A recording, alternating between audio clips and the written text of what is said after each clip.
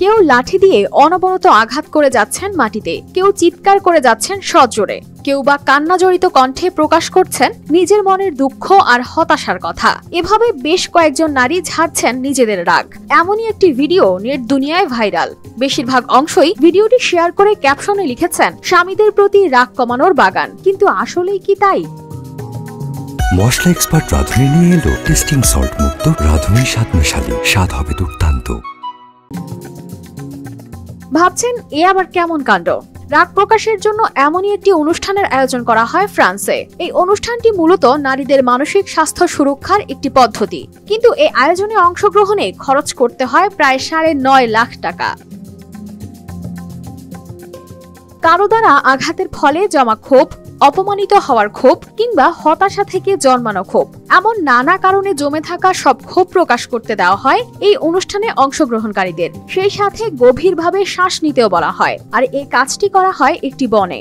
বন যেহেতু আবাসিক এলাকা থেকে দূরে, তাই যে কেউ নির্দ্বিধায় ইচ্ছে মতো চিৎকার করে তাদের রাগ প্রকাশ করতে পারেন। আর এর জন্য শুনতে হয় না কোনো রকম কটু কথা। এর চিৎকার ও লাঠি দিয়ে আঘাত ততক্ষণ পর্যন্ত করতে দেওয়া হয় যতক্ষণ না তারা আর তাদের হাত নাড়াতে পারে। রাগ প্রকাশের এমন অভিনব পদ্ধতির আয়োজন করেন মিয়া বান্দুচ্চি, যিনি একজন সাইবার সিকিউরিটি ইঞ্জিনিয়ার। নেট মাধ্যমে তিনি মিয়া ম্যাজিক নামেও পরিচিত। মিয়া ম্যাজিকের মতে এমন কোনো জায়গা নেই যেখানে নারীরা স্বাধীনভাবে রাগ প্রকাশ করতে পারে। এছাড়া পুরুষদের শেখানো হয় দুঃখ দমন করতে, আর নারীদের শেখানো হয় রাগ দমন করতে। তাই নারীদের জন্য তিনি এই অনুষ্ঠানের আয়োজন করেন। তার মতে রাগ প্রকাশের মাধ্যমে আনন্দের ক্ষমতা প্রসারিত হয়, নারীরা সুখ ও শান্তি অনুভব করেন, তারপর তারা স্বাচ্ছন্দ্যে বাড়ি ফেরেন। এছাড়া তার মতে মানসিক স্বাস্থ্য ভালো রাখতে পুরুষদের কান্না করা উচিত। যখন মানুষের অনেক বেশি রাগ হয় তখন তারা আসলে কি করে? কেউ করে চিৎকার চেঁচামেচি, কেউ করে আসবাবপত্র ভাঙচুর। আবার এই রাগের কারণে মানুষ করে ফেলে বিভিন্ন অপরাধমূলক কাজ।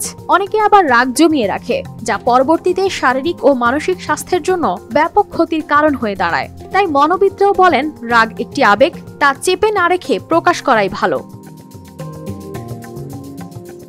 তবে এই অনুষ্ঠানের আয়োজক বান্দুচ্চি একমাত্র নয়। এর আগে জেসিকা রিচেটি নামেরও একজন তার ক্লায়েন্টদের জন্য রাগ প্রকাশের অনুষ্ঠানের আয়োজন করেন। কানিজ ফাতেমা শিমু, RTV।